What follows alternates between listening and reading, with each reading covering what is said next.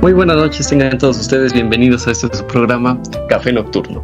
Hoy vamos a hablar acerca de la crueldad hacia los animales, también llamada crueldad animal o abuso animal o maltrato animal. Y esto comprende precisamente los comportamientos que causan dolor innecesario o estrés a los animales no humanos. Los mismos que van desde la negligencia en los cuidados básicos hacia la tortura, la mutilación o inclusive la muerte intencional. Yo soy Luis Ortega y esto es Café Nocturno y me acompañan Claret Cuevas e Ivana Camila. El maltrato animal es a la vez un factor que predispone de la violencia social y al mismo tiempo es una consecuencia de la misma, porque forma parte de la cascada de violencia que nos viene alcanzando a todos como individuos y como sociedad. Algunos tipos de maltrato podríamos decir que son mantenerlos en instalaciones inadecuadas en función de sus hábitos, descuidar su higiene o salud, no facilitarles alimentación adecuada, golpearlos, podría decir humanizar al animal privándolo de su comportamiento natural y negarles el privilegio de ser revisados por un veterinario, por un especialista propiamente. Te escucho, Ivana. Bueno, pues con lo que ya mencionan, ya se van dando varios temas de los que podríamos hablar durante horas, ¿no? Porque hablábamos de lo que es el maltrato animal, de la privación y de que varios de estos se cometen a diario con los animales domésticos, ¿no? Y si domesticarlos más que ayudar a los animales es un problema o los ayuda, ¿no? Porque si bien tienes un perro y lo adoptas y lo tienes y lo cuidas, lo estás privando de su entorno natural, ¿no? Yo imagino, como todos los animales exóticos que, digamos, tienen la mayoría de las influencers a veces, ¿no? O los famosos, lo más popular, por ejemplo, creo que en Estados Unidos son los chimpancés, ¿no? Que luego se vuelven un problema y que la misma privación de su libertad se vuelve un maltrato animal y a la vez estos desarrollan problemas con ellos mismos y con las personas. Tenemos casos que yo creo que esto se deriva del maltrato animal porque también se veía en el caso que se le habían administrado pastillas que no habían sido recetados por ningún veterinario y que habían puesto agresivo al animal. Interesante el caso, ¿no? Y es que, bueno, se han dado muchas formas de maltrato animal a lo largo del tiempo. Algunos mencionaban las peleas de gallos. No solamente se ha dado el maltrato animal, sino que se ha lucrado con este maltrato, ¿no? Y es donde vienen algunas legislaciones. Te escucho, Clay. Sí, bueno, las legislaciones son más dirigidas localmente, hablamos de los estados, que a nivel federal. Por ejemplo, hablamos de este tema de tenerlos en casa o tenerlos enjaulados. En Oaxaca, el Reglamento Sanitario de Animales Domésticos de Compañía establece que es un delito tenerlos atados, enjaulados o amarrados en condiciones que afecten su necesidad vital y libertad de movilidad. Y también el mutilarlos, salvo que sea necesario para preservar su vida, su salud o vida. También aquí hablamos del tema que mencionaban hace un momento sobre el tenerlos domesticados dentro de tu casa, dentro de cualquier otro lugar que no afecte su libertad y movilidad, siendo atendidos por especialistas porque vemos especialistas también ya de animales que se especializan en reptiles, en mamíferos o bien en algunos otros tipos, clasificaciones de animales. Mencionas algo que me llama la atención y es la domesticación como responsabilidad. Dicen, eso es un animalito, es un ser vivo, no es un juguete, ¿no? Y que por lo tanto es obligatorio cuidarlos con la debida diligencia. Ahora bien, nos dicen algunos que el abandono se considera maltrato.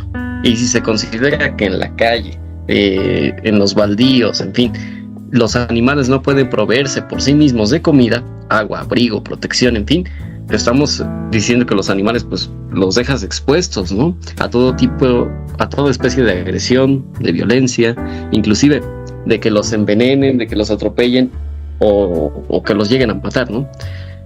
Es entonces que me lleva a la pregunta, ¿hay que domesticarlos o no hay que domesticarlos? Te escucho, Ivana. Es que ese es un problema que tenemos, ¿no? Porque por un lado los domesticas se supone para protegerlos, pero terminas más dañándolos que protegiéndolos, o a veces las personas se quejan normalmente sobre los animales de las granjas, ¿no?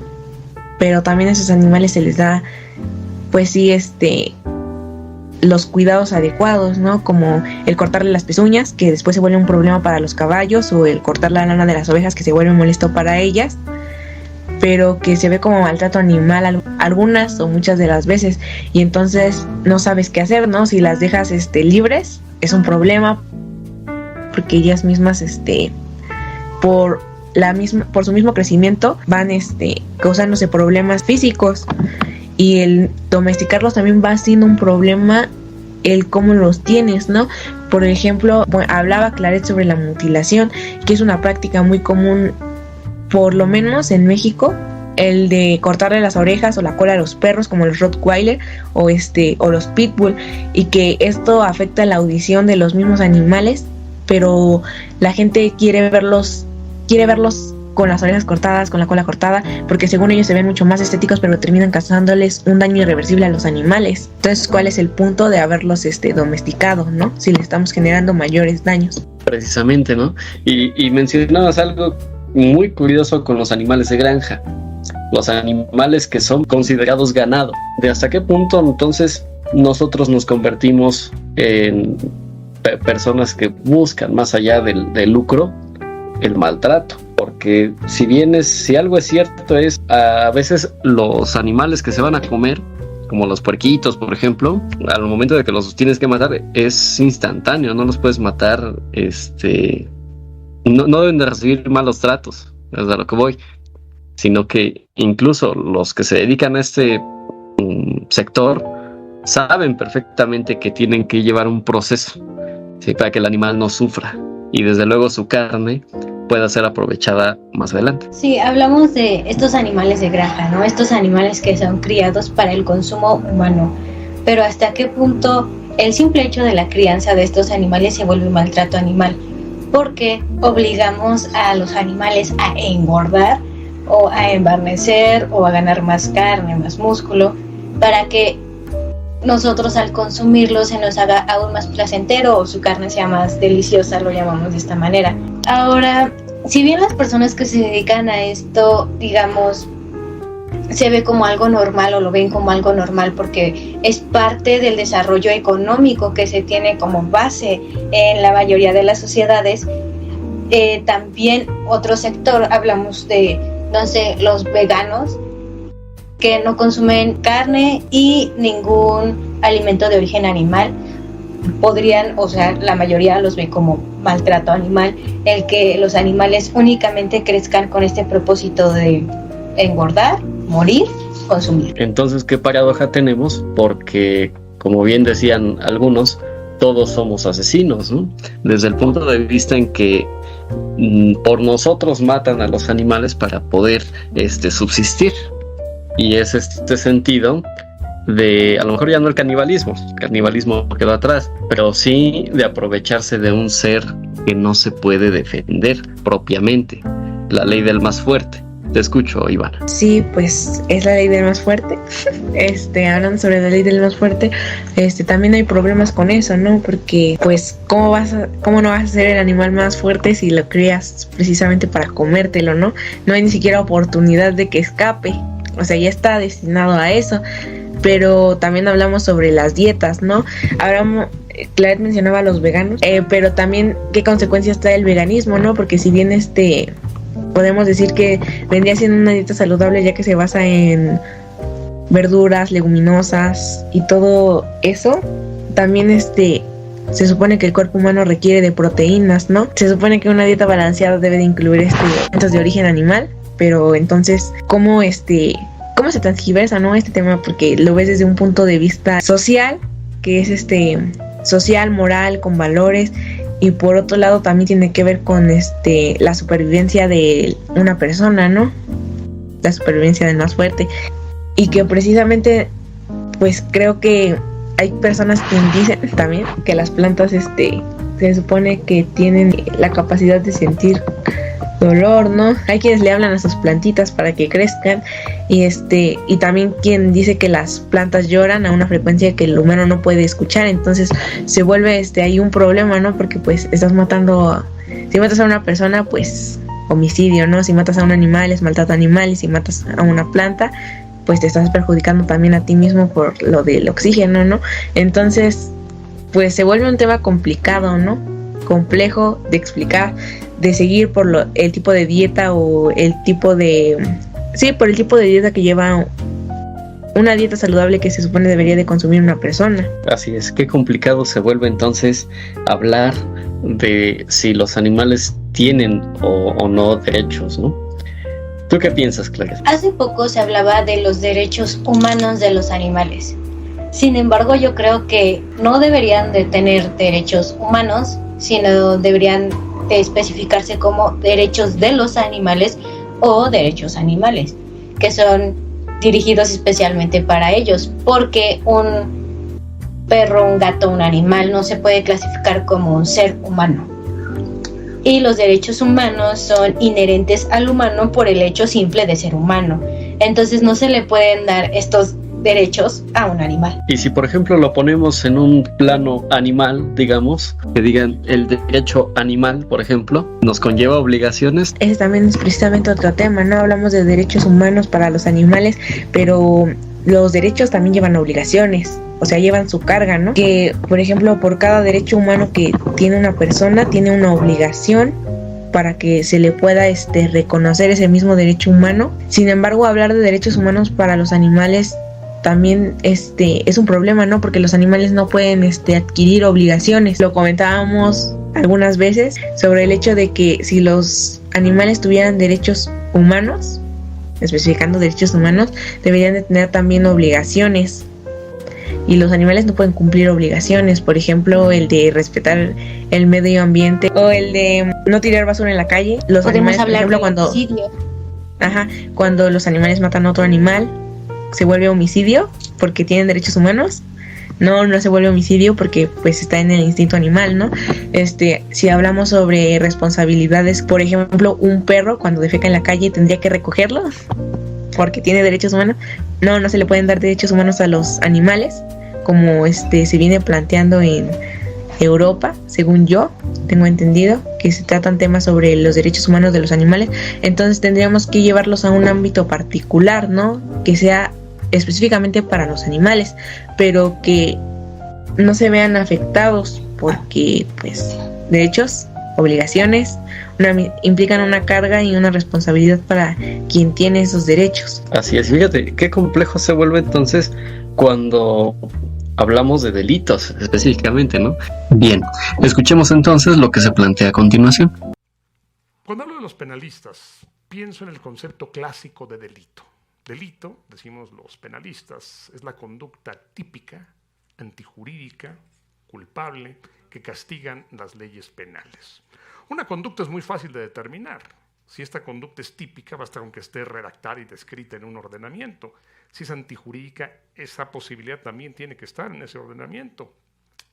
La culpabilidad, ese es el tema, no está en los ordenamientos. La pena está en los ordenamientos. La culpabilidad no es otra cosa, y lo sabemos quienes somos penalistas, que preguntar, ¿pudo esa persona optar por otra opción? Disparó a su madre, violó a su novia, defraudó a su socio. La pregunta es, ¿pudo optar por otra? ¿Tuvo alternativa? Durante mucho tiempo se dijo, si el señor en ejercicio de su libertad o la persona ejerciendo su libertad decidió hacerlo, es culpable. Y este es el tema crucial para nosotros. Déjenme hacer una pequeña digresión para hablar de temas zoológicos. Y ahora regreso al tema jurídico. Ustedes conocen a la hembra del pulpo del Pacífico. Es un pulpo gigantesco, el pulpo hembra. Cuando desova, pone sus huevecillos en una caverna. ¿Sabe que estos huevecillos son absolutamente vulnerables? Que hay decenas de depredadores deseosos de comerse estos huevecillos. Y el pulpo hembra guarda custodia en la puerta de esta cueva, en la entrada a la cueva, hasta que empiezan a nacer los pulpitos. En el esfuerzo se muere de inanición, porque no come en ese tiempo. Se muere hasta que salen los pequeños pulpos. Yo les pregunto, ¿podemos hablar de abnegación maternal? Pienso en otro ejemplo, el cuclillo. Ustedes han visto ese pajarito que sale del reloj que hace cucú, cucú, cucú. Bueno, este pájaro es bastante siniestro. La hembra no empolla. La hembra, cuando siente que viene el huevo, busca un nido de algún pájaro semejante al de ella, y cuando la pájara que está custodiándolo se aleja por alimento o por cualquier cosa, llega al nido, pone el huevo, tira uno de los demás para que no se note, si había 3, que sigan 3, y nunca más vuelve a ver ese huevo, el cuclillo. Cuando llega la pájara, dice, veo un huevo un poco más grande o un poco más chico, pero bueno, lo sigue empollando. El cuclillo nace rápido y lo primero que hace el cuclillo es tirar con las patas a sus hermanos. Y la pájara que llega sigue alimentando al cuclillo. ¿Podremos hablar de fraude o de usurpación de la personalidad? Piensen en los leones, en las hienas, en los licaones, los perros salvajes.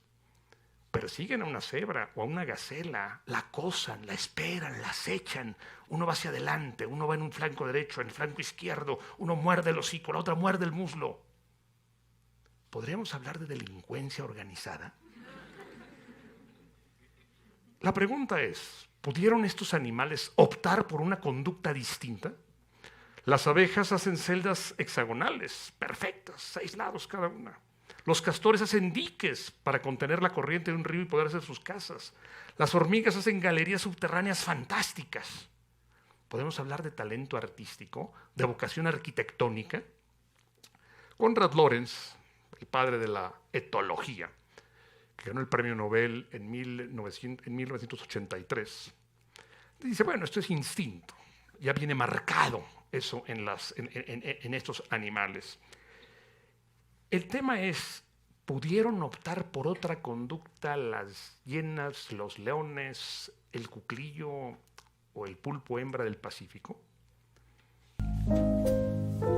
Ahora, yo les decía, en el caso de la propiedad, los animales son sujetos de ser apropiados, ¿no? Por ejemplo, estas relaciones entre los humanos y los animales, aparte de que lleva muchos años, puede destacarse que se les trata como objetos de consumo, que se pueden adquirir y desechar a placer, en circunstancias desde luego variadas, como la falta de capacidad económica, los cambios de residencia, la aparición de alergias o incompatibilidad, en fin, pues sus cuidadores los abandonan, olvidándose de que se tratan de seres vivos sensibles y que muchas veces pues se puede dar otra solución más que el abandono simplemente, ¿no? Hablamos de este tema de propiedad.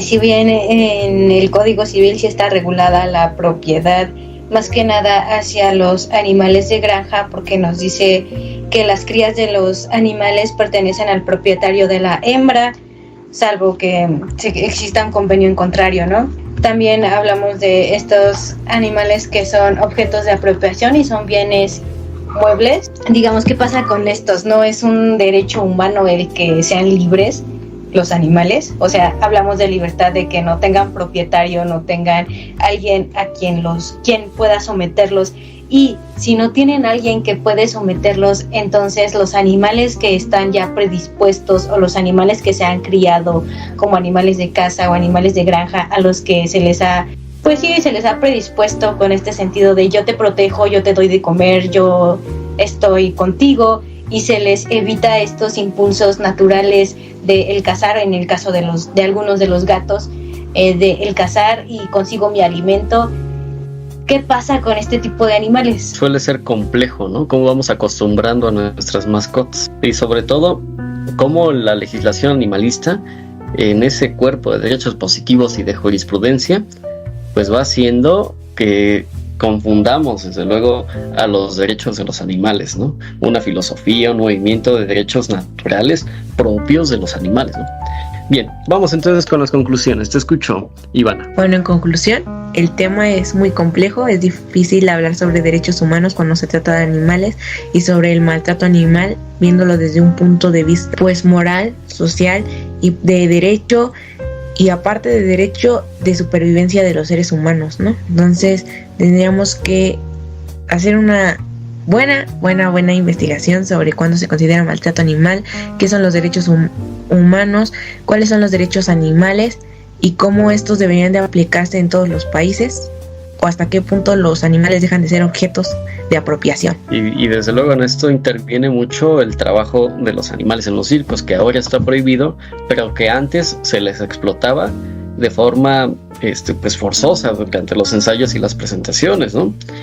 También lo hablábamos, la explotación en la industria alimenticia, ¿sí? Esa libertad básica del bienestar animal. Te escucho, Clara. Bien lo mencionaba Camila, es un tema complejo porque el maltrato animal va desde el negarle su libertad al animal hasta el tenerlo en extrema libertad, o podemos llamarlo al soltar un animal acostumbrado a casa a un ambiente natural en donde no esté preparado para vivir. El maltrato animal también nos puede abarcar este problema de derechos de los animales, y está regulado el cómo se deben de tratar los animales en ciertos sectores de México.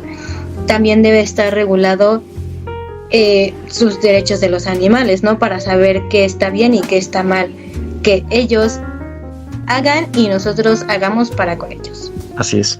Bueno, pues esto ha sido todo, muchas gracias. Yo le invito a que se suscriba a esta comunidad y sobre todo que nos escuche. Gracias pues por su atención. Nos escuchamos en una siguiente emisión. Gracias.